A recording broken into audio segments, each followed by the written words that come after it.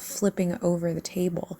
And I like people to remember these depictions and these illustrations of our deity having human emotions and human experiences, because while they are simultaneously divine, they incarnated for reasons, and as did we. Right? We are part of the divine, but we incarnated for reasons as well.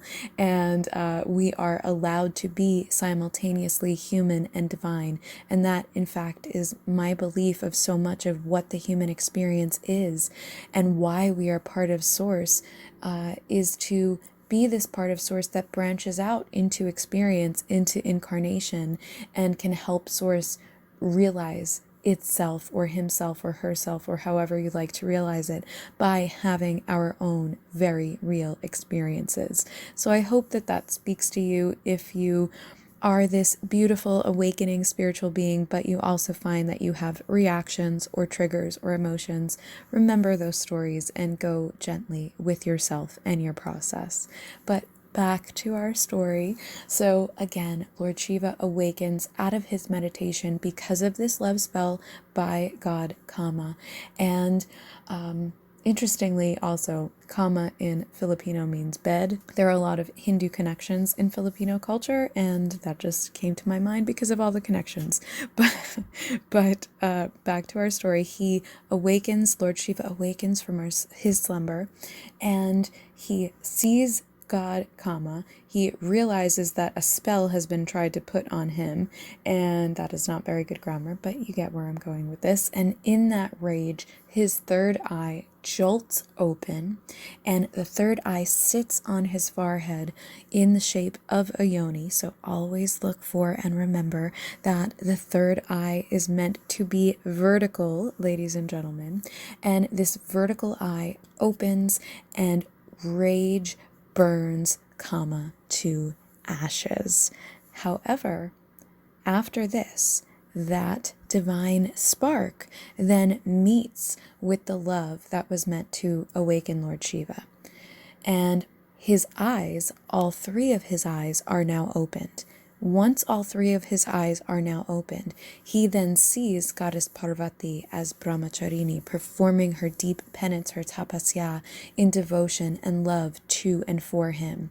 And seeing her in this way, wondering if she was, and then in fact connecting and believing that she now is the reincarnation of his beloved Sati, he feels so much love, which is then escalated by the love put into the atmosphere by god Kama before he was burned, and that creates a divine spark. Because of all the love he feels, because of Lord Kama's spell, and because of that realistically nuclear power of his third eye opening, this intense spark is created and becomes a being basically of its own. That spark is so hot, it's said to be so hot and so powerful that even the god Agni of fire could not hold it or contain it. So Agni passed that spark down along to Ganga, the divine river mother, but she could not contain it as well. So then she passes it to a forest of reeds known as Skandamata, and in this forest, that spark then can become a child, and that child becomes a baby boy known as Skanda, and it is raised not by Lord Shiva and Parvati at first, but by a group of 6 sisters who live in the Skandamata, known as the 𝇳𝓹𝓋📶. And because of being raised by these 6 sisters known as the 𝇳𝓹𝓋📶, this baby also simultaneously becomes known as Kartikeya, which most people are familiar with him as. And I would like to also point out that these 6 sisters, to me, illustrate a Hindu version or manifestation of what later becomes known as the 7 sisters of the Pleiades, the 7 sacred sisters of the Pleiades. This is more well known from Greek pantheon and illustration, and then now, of course, is very well known to those in the starseed and awakening communities. And I wanted to mention this because in my opinion and experience, this has even deeper roots here in Hinduism. So those of you who resonate as Pleiadian or with Pleiadian connections may also find that you have some connection to the older form of the 𝑓 or to the god 𝑘𝑎𝓧 or to our goddess of the day, Skandamata. Now, the reason that Skandamata, by the way, is known as Skandamata is because of Kartikeya's name of Skanda and Skandamata, literally translating as Skanda's mother. And of course, after being raised to a certain extent by the 𝑓, Kartikeya as Skanda does get to go and be with his parents again of Lord Shiva and Parvati, or Skandamata as she is otherwise known, and there is where you have our illustration and our animation here of Skandamata holding her beloved child. Now, Kartikeya or Skanda is not always depicted as having these multiple heads. So don't get confused by that. In this, it is my opinion and from my research that he is depicted with these multiple heads because of his divine abilities, him being a divine child, and him also being imbued with the power to kill multi-headed demons or beings. He, in fact, does kill the Asura demon. You can look up his name, but I'm not going to share his name because I have had some experience with Asura demons and clearing them, and it is no joke, and I'm not going to give any more power to Asura demons by name, but you can by all means look it up if you feel called.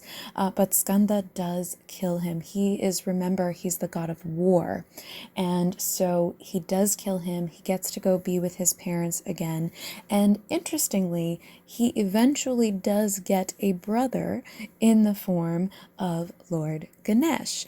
But Lord Ganesh is also not born by the means of lovemaking from his parents or physical lovemaking from his parents, which is another interesting side note that I found when I was getting to know them as divine family. Now, Skanda or Kartikeya and Ganesh, there was sibling rivalry like there is in most families divine. However, in my experience, they do love each other very much. If you are interested in hearing more of the story of Ganesh and how he came into being, let me know and I will put it on my list of videos to make. But you may also be interested in my Forever Ganesh collection that I have, Energy Art collection.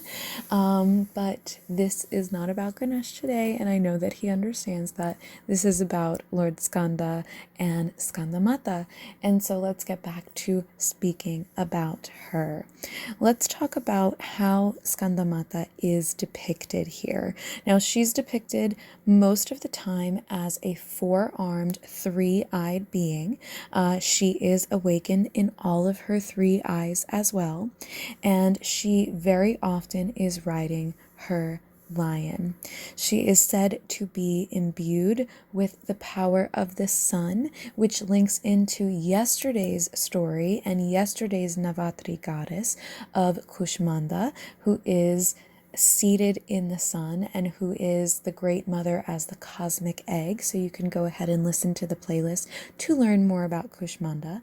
But Skandamata is said to have the power and the worship and the sunlight as well. Now, it is also said that her devotees can take on a shine akin to the sun if they worship her selflessly, and she does grant many people boons of prosperity, salvation, peace, and power.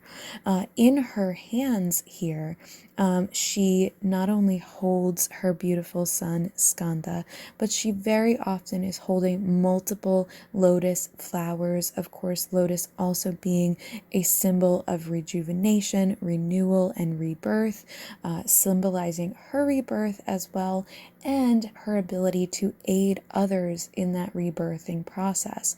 Remember that our gods know that we go through many incarnations or dark nights of the soul in terms of awakening through the many layers of consciousness. And so if you are a light worker or a spiritually inclined being, you will probably find that you go through several rebirths during the course of one lifetime, most especially during the course of lifetimes where you are awakening. And rebirths can look like dark night of the soul. They can look like life falling apart.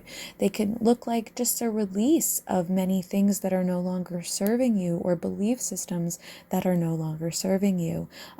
So that's why the lotus grows out of these abilities, grows out of that mud and into this divine flower or Kamala. While Goddess does also hold the Abhaya Mudra position, or the blessing mudra position, she's not often depicted holding many things besides her sun and the lotuses. She's one of the few forms of Durga that does not show up holding a weapon. And that is simply to illustrate how much power her son and her and Lord Shiva's divine son has already.